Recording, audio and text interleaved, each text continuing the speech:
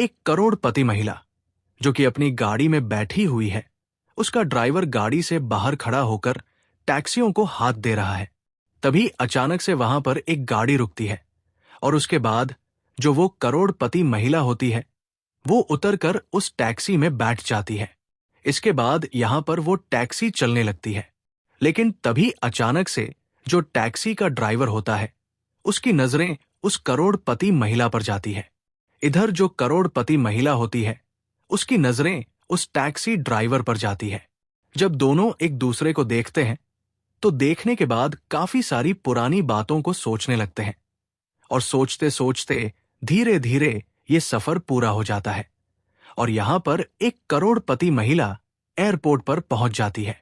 वहां पर जाने के बाद वो करोड़पति महिला उस गाड़ी से उतरती है और उतरने के बाद ड्राइवर के पास जाकर उससे कहने लगती है कि मैं कल यहीं पर तुम्हें मिलूंगी और कल शाम को मैं जल्दी से यहां पर आ जाऊंगी। ऐसा कहकर वो महिला एयरपोर्ट के अंदर चली जाती है और ड्राइवर यहीं पर खड़ा रहता है। कौन थी वो करोड़पति महिला और किस वजह से इससे मिलने के लिए बोल रही थी? पूरी सच्चाई के बारे में जानने के लिए वीडियो को अंत तक जरूर देखें। उत्तर प्रदेश के लखनऊ शहर के अंदर एक शादीशुदा पति पत्नी रहा करते हैं। पति का नाम अमित होता है और पत्नी का नाम होता है नेहा। नेहा और अमित की शादी लगभग 2 साल पहले हुई है और सब कुछ अच्छी तरह से चल रहा है। अमित अच्छा खासा पैसा कमाया करता है और कोई भी कैसी भी दिक्कत नहीं है। लेकिन तभी अचानक से जैसे ही शादी को 2 साल बीतते हैं तो उसके बाद अमित की जिंदगी थोड़ी सी व्यस्त होने लगती है और इसी व्यस्तता के कारण जो अमित होता है वो अपनी पत्नी पर चिल्लाने लगता है। अब यहां पर जो पत्नी होती है कई बार अपने पति को समझाने की कोशिश करती है। कहती है कि ऐसा मत करो, ये ठीक नहीं है, हम दोनों आराम से अपना जीवन व्यतीत कर लेंगे और कोई भी दिक्कत नहीं है। लेकिन अमित बार बार इन बातों को कुछ ज्यादा ही बढ़ा दिया करता और जब ये बातें कुछ ज्यादा ही बढ़ जाती है तो यहां पर जो नेहा होती है अमित से कहने लगती है कि अमित, इस तरह से काम नहीं चलेगा।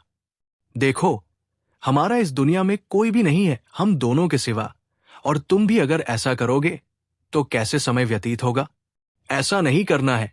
अगर परिवार के अंदर कुछ बड़े होते तो उसके बाद वो लोग हम लोगों को संभाल लेते, लेकिन हमारे परिवार में कोई भी नहीं है।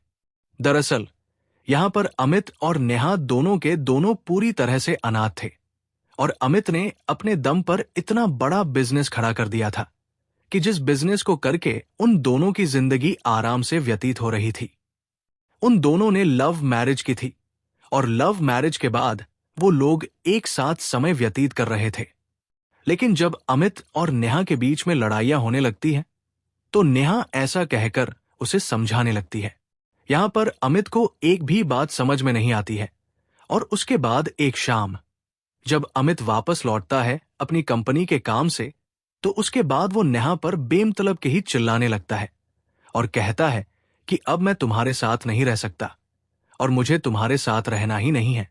नेहा इस बात को सुनकर एकदम छक से रह जाती है क्योंकि उसने ऐसा कुछ भी नहीं किया था जिसकी वजह से उसका पति अमित उसे ऐसा कह सके कि उसे उसके साथ नहीं रहना। यहां पर नेहा पूछने लगती है कि क्या हुआ अमित, तुम किस वजह से ऐसा कह रहे हो? तो यहां पर जो अमित होता है वो कहता है कि कुछ भी नहीं हुआ, बस मुझे तुम्हारे साथ नहीं रहना और तुम्हें मुझे तलाक देना होगा। यहां पर नेहा बहुत ज्यादा उसे समझाने की कोशिश करती है लेकिन अमित और भी ज्यादा गर्म होने लगता है और अंत के दर्जे वो अपनी पत्नी नेहा पर हाथ भी उठा देता है। अब तक अमित ने नेहा पर कभी भी हाथ नहीं उठाया था और वो लोग तो बड़े ही प्यार से रहा करते थे। लेकिन पिछले 6 महीने से ना जाने ऐसा क्या हो रहा है जिसकी वजह से ये सब कुछ हो रहा है। जब नेहा के ऊपर अमित हाथ उठाता है तो नेहा पर यह बात सहन नहीं होती और उसके बाद जो नेहा होती है वो अमित से कहती है कि ठीक है, अगर ऐसी बात है तो मैं तुम्हारा घर छोड़कर जा रही हूं। यहां पर अमित कहता है कि कोई बात नहीं, तुम बेशक से जा सकती हो और कोई भी प्रॉब्लम नहीं है। नेहा यहां से उसी अनाथ आश्रम में चली जाती है जिसमें वो अब तक पाल पोस कर बड़ी हुई थी और वहीं पर रहने लगती है। यहां पर जो अमित होता है वो अब नेहा को तलाक देने का मन बना लेता है और उसके लिए एक तलाक का नोटिस उसी अनाथ आश्रम में पहुंचा देता है जहां पर नेहा रह रही थी। जैसे ही नेहा इस तलाक के नोटिस को देखती है तो पूरी तरह से हैरान और परेशान हो जाती है, क्योंकि अब तक वो सोच रही थी कि उसका पति उसे मनाने के लिए आ जाएगा, लेकिन पति ने मनाने से तो साफ साफ मना ही कर दिया था, ऊपर से तलाक का नोटिस भी भेज दिया था। इसके बाद जो नेहा होती है उसे भी इस बात से थोड़ा सा गुस्सा आ जाता है। उसकी आंखों में आंसू तो होते हैं, लेकिन दिल के अंदर एक अजीब सा गुस्सा भी होता है, जिस गुस्से की वजह से जो नेहा होती है वो अपने पति को तलाक देने का फैसला कर लेती है। यहां पर नेहा अब तलाक का केस लड़ने लगती है और कुछ ही दिनों में उन दोनों का तलाक भी फाइनल हो जाता है। तलाक हो गया था और एलिमनी के तौर पर नेहा को कुछ पैसे भी मिले थे। उन पैसों को लेकर नेहा अपने अनाथ आश्रम में रहने लगती है और यहां पर जो अमित होता है वो अपने घर में रहने लगता है। यहां पर जो नेहा होती है वो पहले तो इस बात से काफी ज्यादा परेशान होती है कि उन दोनों की जिंदगी कितनी अच्छी चल रही थी। उन दोनों ने प्यार करके शादी की थी, लेकिन अचानक से हमारी खुशियों को ना जाने किसकी नजर लग गई। लेकिन बाद में जब कुछ दिन बीत जाते हैं तो उसके बाद नेहा सोचती है कि ऐसे समय व्यतीत नहीं होगा। अगर जीवन जीना है तो अपने कदमों पर तो खड़ा ही होना होगा, क्योंकि नेहा की दूसरी शादी का बिल्कुल भी मन नहीं था। उसने एक बार प्यार किया था और उस प्यार से जो शादी हुई थी उसी को वो जीवन भर निभाना चाहती थी, चाहे उसका पति साथ रहे या ना रहे। तो इसी वजह से जो नेहा होती है अपने उन पैसों से एक छोटी सी वर्कशॉप खोलती है जिसमें कॉस्मेटिक के सामान बनाया करते हैं। यहां पर जो नेहा होती है उन सामानों को बनाने लगती है और बनाने के बाद उसके वो सामान बिकने भी लगते हैं। धीरे धीरे जो नेहा होती है अपने इस बिजनेस में पूरी तरह से पारंगत हो जाती है और यहां पर उसके पास अच्छा खासा रुपया पैसा आने लगता है। जो पहले छोटी सी वर्कशॉप उसने स्टार्ट की थी उससे कई सारी ऐसी छोटी छोटी वर्कशॉप उसने घरों में खुलवा रखी है महिलाओं के काम करने के लिए, और साथ में कुछ बड़े लेवल की वर्कशॉप भी खुलवा रखी है। सारा कच्चा माल वहां पर चला जाया करता उन छोटी वर्कशॉप में और उसके बाद वो बन के वापस से उसके पास ही आ जाया करता और इस बड़ी वर्कशॉप के अंदर उसकी लेबलिंग वगैरह हुआ करती और ब्रांडिंग वगैरह हुआ करती। अब तक नेहा को ये सब कुछ करते हुए 7 साल बीत चुके हैं और 7 साल के अंदर उसका कॉस्मेटिक का जो ब्रांड उसने लॉन्च किया था वो अच्छी तरह से आसमान छूने लगता है और अच्छा खासा रुपया पैसा कमाने लगती है। यहां पर नेहा के पास फिलहाल अपना एक बंगला है, जिस बंगले के अंदर वो लखनऊ शहर के अंदर ही रहा करती है। यहां पर नेहा के पास अपनी एक गाड़ी है, जिस गाड़ी के अंदर वो इधर से उधर घुमा करती है अपनी छोटी छोटी वर्कशॉप पर घूमने के लिए। क्योंकि यहां पर नेहा को खुद से ड्राइव करना आता है तो उसने कोई ड्राइवर तो नहीं रखा, लेकिन घर पर एक नौकरानी जरूर रखी है जो उसके घर का काम किया करती है और उसके साथ अच्छी तरह से रहा करती है। तभी एक दिन की बात होती है, नेहा को एक मीटिंग के लिए दिल्ली जाना होता है। अब यहां पर जो नेहा होती है वो दिल्ली जाने के लिए जैसे ही घर से निकलने वाली होती है अपनी गाड़ी को लेकर, तो तभी उसे ख्याल आता है कि अगर मैं अपनी गाड़ी से जाऊंगी तो उसके बाद गाड़ी तो मुझे एयरपोर्ट पर ही छोड़नी पड़ेगी और वहां पर पार्किंग में ना जाने कैसे रहेगी। तो इसीलिए वो एक लड़के को फोन करती है जो कि कभी कभी उसकी ड्राइवरी कर दिया करता था और उसके कुछ पैसे नेहा उसे दे दिया करती थी। और लड़के का नाम होता है राहुल, और राहुल के पास वो फोन करके कहती है कि जल्दी से घर पर आ जाओ, मुझे दिल्ली जाना है और फौरन से अर्जेंट है। तो यहां पर जो राहुल होता है भागा दौड़ा वहां पर आ जाता है और वहां पर आने के बाद उसे गाड़ी में बिठाकर यहां से एयरपोर्ट के लिए ले जाने लगता है। लेकिन रास्ते में तभी एक चौराहा आता है और वहां तक नेहा के दिमाग में ढेर सारी बातें चल रही हैं। वो सोचती है कि दिल्ली में पहली बार जा रही हूं तो क्यों ना दिल्ली के अंदर 2-3 दिन इधर उधर घूम कर आऊं और वहां की उन फेमस चीजों को देखूं जिन चीजों को अक्सर उसने वीडियोस में ही देखा था। तो यहां पर जो नेहा होती है चौराहे पर उसकी गाड़ी रुकवाती है और कहने लगती है कि ऐसा करते हैं, तुम ऐसा करो, यहीं से मुझे किसी टैक्सी में बिठा दो और गाड़ी को अपने साथ अपने घर ले जाना, क्योंकि मैं दिल्ली में 2 से 3 दिन बिताने वाली हूं और उसके बाद मैं लौटूंगी। जब मैं तुम्हारे पास फोन करूं तो गाड़ी को वहीं से यहां पर ले आना, क्योंकि जिस गांव के अंदर यहां पर वो लड़का रहा करता था वो उसके घर से ज्यादा नजदीक एयरपोर्ट के पड़ता था, और इसी वजह से नेहा ऐसा कहती है। तो यहां पर जो वो लड़का होता है राहुल, वो कहता है कि ठीक है मैडम, अगर ऐसी बात है तो आप यहीं पर थोड़ी देर गाड़ी में बैठो और मैं आपके लिए कोई टैक्सी बुला देता हूं। चौराहे पर गाड़ी के अंदर नेहा बैठी हुई है और यहां पर जो ड्राइवर होता है वो टैक्सियों को हाथ मारने लगता है।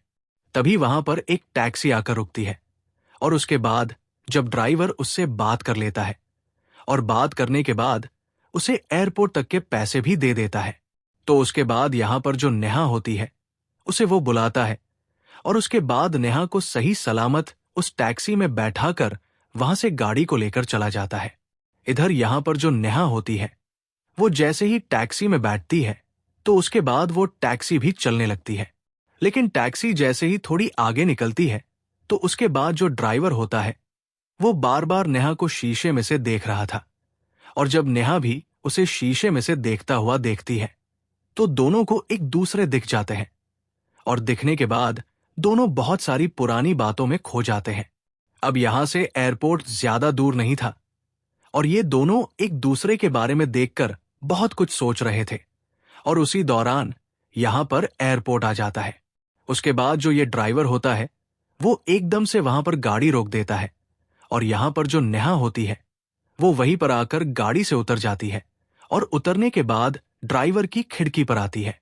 कहती है कि कल मुझे शाम के समय इसी जगह पर मिलना और शाम की फ्लाइट से मैं यहीं पर आऊंगी। मुझे तुमसे कुछ जरूरी बात करनी है। अब इस बात को सुनकर जो ड्राइवर होता है वो थोड़ी देर तक सोचता है और कहता है कि ठीक है। यहां पर जो नेहा होती है वो तो प्लेन में बैठकर दिल्ली के लिए चली जाती है और ड्राइवर वहां से वापस लौटने लगता है। वापस लौटता लौटता रास्ते में वो ढेर सारी बातें सोचता है नेहा के बारे में, क्योंकि ये ड्राइवर और कोई नहीं, नेहा का तलाकशुदा पति था, जिसने आज से 7 साल पहले नेहा को तलाक दे दिया था, जिसका नाम अमित होता है। अमित रास्ते में नेहा को देखकर अपने मन में ढेर सारी बातें ले आया था, और जब तक नेहा उस टैक्सी से उतरी थी तब तक उसकी आंखों में आंसू भी आ गए थे। नेहा उसके इस व्यवहार को देख लेती है और देखने के बाद भाम जाती है कि ये अपनी गलती पर पूरी तरह से शर्मिंदा है और बहुत कुछ गड़बड़ इसके दिमाग में चल रही है, क्योंकि यहां पर नेहा का जो पति अमित होता है वो टैक्सी तो कभी भी नहीं चलाता था, क्योंकि उसके पास इतना अच्छा खासा बिजनेस था। तो नेहा के दिमाग में ढेर सारे सवाल भी चल रहे थे। लेकिन जिस मीटिंग को लेने के लिए वो जा रही थी वो बहुत ही ज्यादा इंपॉर्टेंट थी, और इसी वजह से उसने कल शाम आने के लिए बोला था, क्योंकि शायद हो सकता है उसने अपनी सारी वो घूमने की चीजें कैंसिल कर दी हो और सोचा होगा कि यहां पर जो अमित है उससे मिलना काफी ज्यादा जरूरी है। अमित इन्हीं सभी बातों को सोचता है कि जब वो एक साथ रहा करते थे तो कितना अच्छा था और किस तरह से उनका जीवन व्यतीत हो रहा था।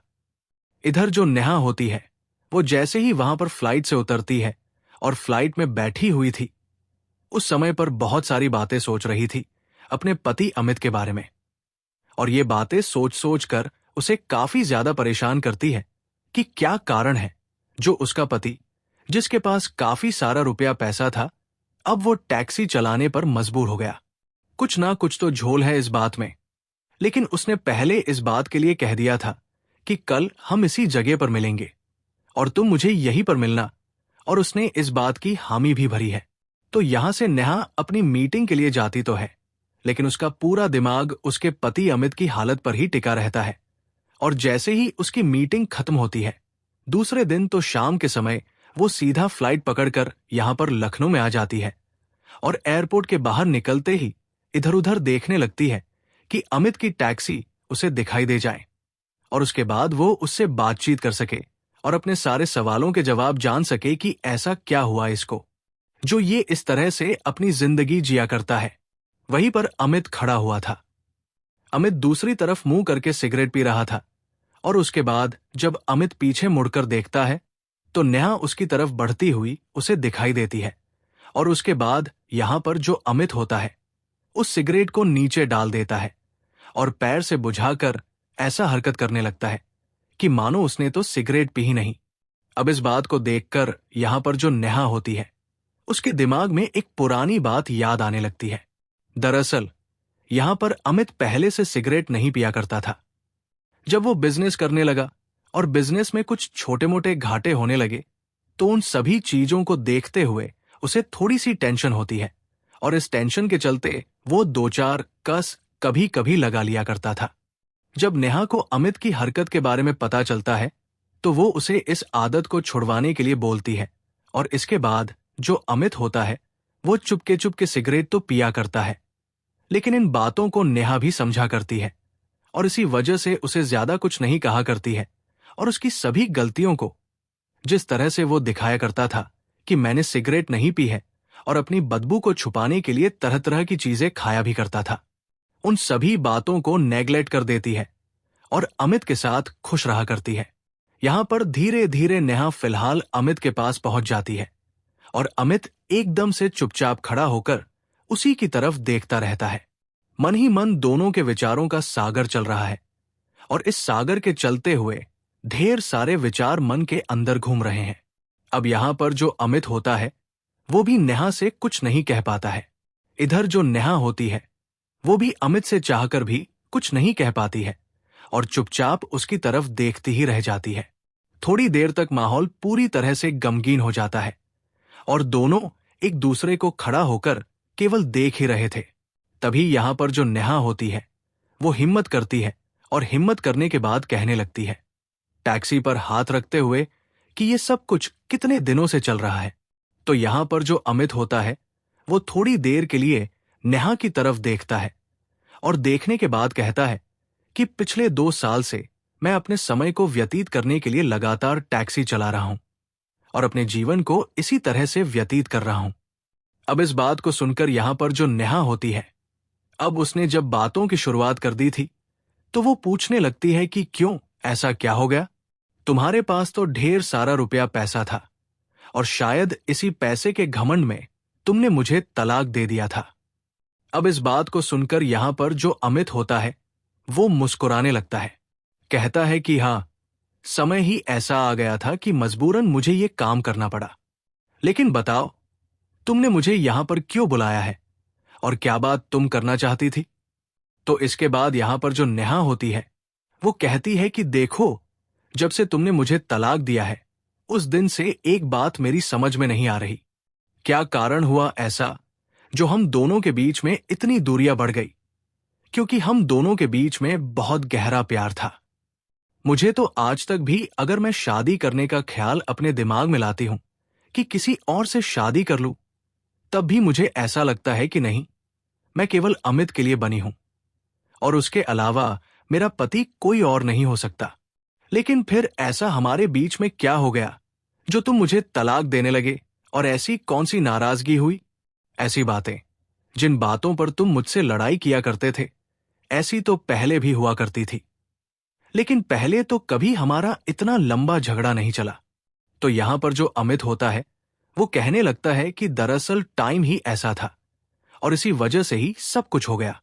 तो यहां पर नेहा कहने लगती है कि अमित, कहीं ऐसा तो नहीं किसी ने कुछ वैसा वैसा करवा दिया हो और उस वजह से ही सब कुछ हो गया हो?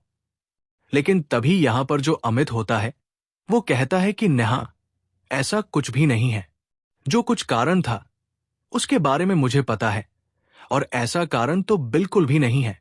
अब यहां पर जब नेहा ये बात सुनती है कि अमित को उस कारण के बारे में पता है तो उसके बाद वो कहने लगती है कि चलो, हम दोनों अलग तो हो गए हैं, लेकिन अब मुझे कारण तो बता दो, क्योंकि हम दोनों के तलाक को 7 साल हो गए हैं। अगर कारण ऐसा हुआ कि जिससे मैं किसी और के साथ शादी कर सकूं, तो अपनी जिंदगी की उन खाली जगहों को भर सकती हूं, जिन जगहों को ये पैसा नहीं भर सकता जो पैसा मेरे पास है। अब यहां पर जो अमित होता है वो पहले तो कहता है कि नहीं, कोई बात नहीं है, लेकिन यहां पर जब नेहा बार बार कहती है और कहती है कि मैं आखिर तुम्हारी पत्नी थी किसी दिन और हम दोनों एक साथ अपना जीवन व्यतीत किए थे, तो तुम मुझे क्यों नहीं बता सकते? तो यहां पर जो अमित होता है वो बताने के लिए तैयार हो जाता है। कहता है कि नेहा, दरअसल उस टाइम पर जब मेरा बिजनेस अच्छी तरह से चल रहा था, तो उसी दौरान मैंने कई ऐसे पार्टनर बनाए थे जो पार्टनर मेरे साथ मिलकर मेरे बिजनेस में मेरा हाथ बटाया करते थे। लेकिन धीरे धीरे जैसे जैसे समय बीतता है, तो समय के साथ साथ मुझे एक ऐसी बात पता चलती है जिससे पता चलने के बाद मुझे बहुत सारी बेचैनी होने लगती है। दरअसल जितने भी मेरे पार्टनर थे वो आपस में मीटिंग करते हैं और कहते हैं कि इसको निकाल दो, क्योंकि ये सभी कंपनियों में पार्टनरशिप कर रहा है और अपने आप इस बिजनेस को संभाल लेंगे। सभी लोग मिलकर उस बिजनेस को हैंडओवर करने की बात कर रहे थे और ये बात पता चलते ही मुझे इन बातों से बड़ा ही गुस्सा आने लगा। तभी एक दिन जब मैं घर आता हूं और उसके बाद तुम मुझसे कुछ बात करती हो, तो मुझे गुस्सा तो आ ही रहा था और उसके बाद मैं तुम्हें धमका देता हूं। लेकिन जैसे ही मैं तुम्हें धमकाता हूं और तुम नाराज होकर कमरे में चली जाती हो, तो उसके बाद मुझे लगने लगता है कि मैंने गलत किया है और मैं तुम्हें मनाने के लिए कमरे के अंदर ही जा रहा था।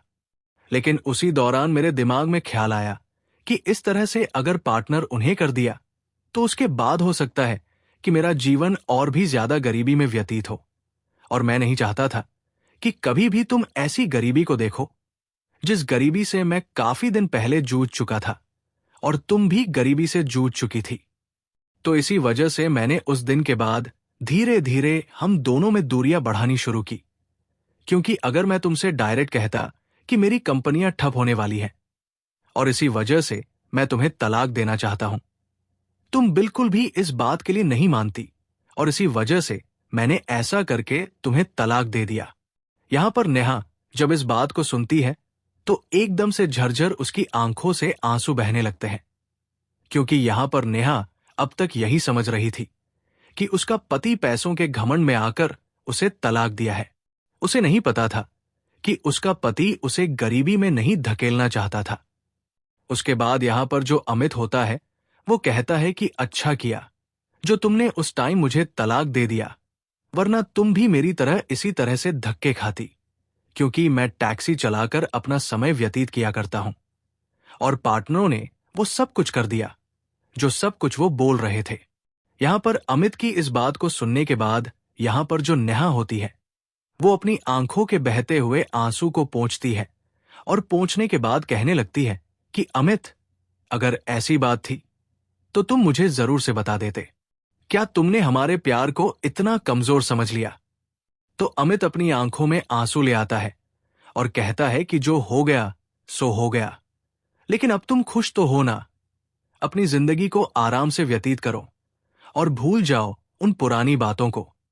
लेकिन तभी जो नेहा होती है वो कहती है कि नहीं, कैसे भूल जाऊं मैं पुरानी बातों को, क्योंकि तुम तो मेरी रग रग में बसे हुए हो और तुम मेरे पहले प्यार हो।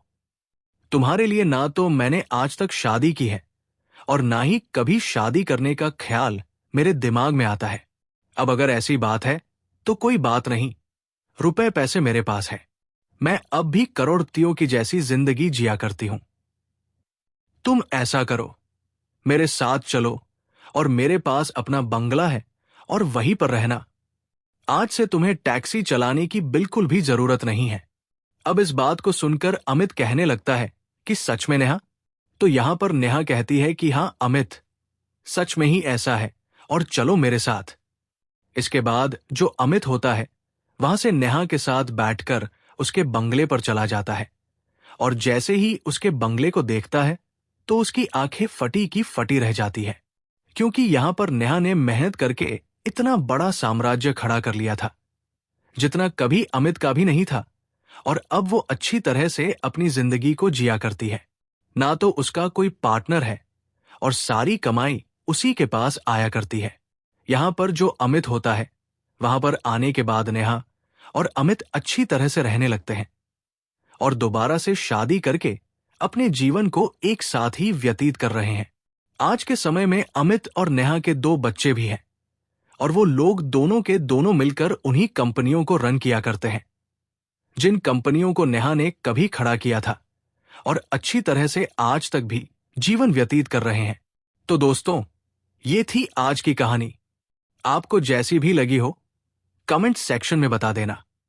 वीडियो अगर अच्छी लगी हो तो वीडियो को लाइक और चैनल को सब्सक्राइब जरूर करें, ताकि हमें थोड़ा सा हौसला मिल सके आप लोगों के लिए ऐसी अच्छी अच्छी वीडियो बनाने के लिए। मिलते हैं किसी नेक्स्ट वीडियो में नए टॉपिक के साथ। तब तक के लिए जय हिंद, जय भारत।